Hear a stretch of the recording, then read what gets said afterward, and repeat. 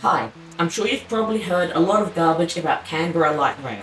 From the absurd project timelines to the endless cost blowouts, it's been getting a lot of hate recently. In this video, I'll be trying to expand Canberra Light Rail in a reasonable way to try and fix the various problems that Canberra Light Rail Stage 2 is facing. A brief background. This is Canberra. Canberra is the federal capital of Australia. It is situated in the Great Dividing Range about 250 kilometres from Sydney. Canberra's railway station is located in Kingston, about 5 kilometres from Civic, the city centre. Major suburban centres in Canberra are Tugarong, Woden, Belcon and Tugarong. Also of note is the cross-border town of Canberra in New South Wales, about 10 kilometres from Civic. Existing public transport in Canberra is a bus network and a single light rail line running through Tugarong Place to Alinga Street in Civic. Major attractors are Canberra Airport and Parliament House.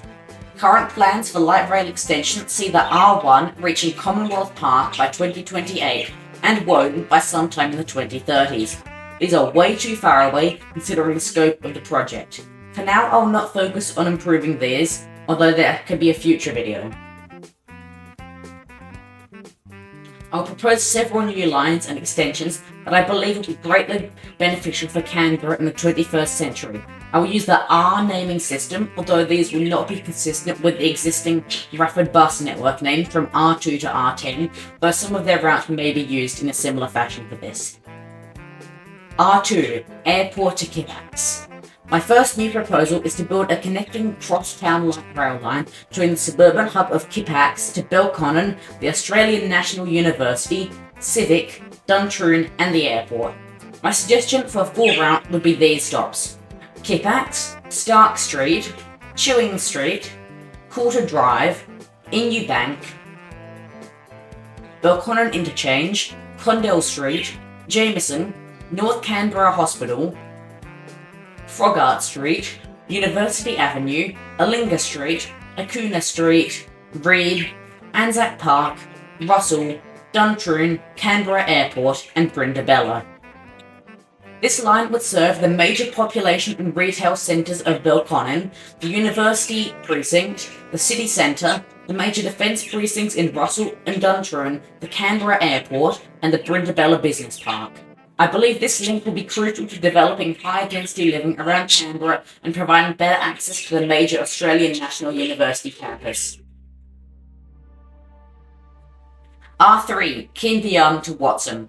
My next new proposal is for a line linking the fast-developing cross-border town of Canberra in New South Wales to Civic and the northern suburbs of Dixon and Watson. This will involve linking the New South Wales train link stations of Canberra and Canberra to the tram network, allowing for better interchanges between the regional trains to Sydney and the rest of the city. This link will also link Old Parliament House, Kingston and Fishick to the network and will provide a boost in frequency on the R1 between Albert Hall and Dixon Interchange. Here's my new list of stations for this route: Canberra Interchange, Erin Street, Canberra Station, Crestwood, East Fishick, Macmillan Crescent, Canberra Station, Kingston Foreshore, Macquarie Street, Old Parliament House, then all stops along the existing R1 between Albert Hall and Dixon, then Cowper Street, Dixon College, Knox Street and Watson. This could be an incredibly useful service for cross-border travel, as the majority of Queanbeyannians work in the ACT and the inner suburbs of Canberra and the railway station desperately need better transit links. R1 extension to Tugarong. I believe that extending the R1 from Woden Town Centre to the Tugarong Centre because of the massive population of the southern Canberra area is important. I would suggest the following stops on this route: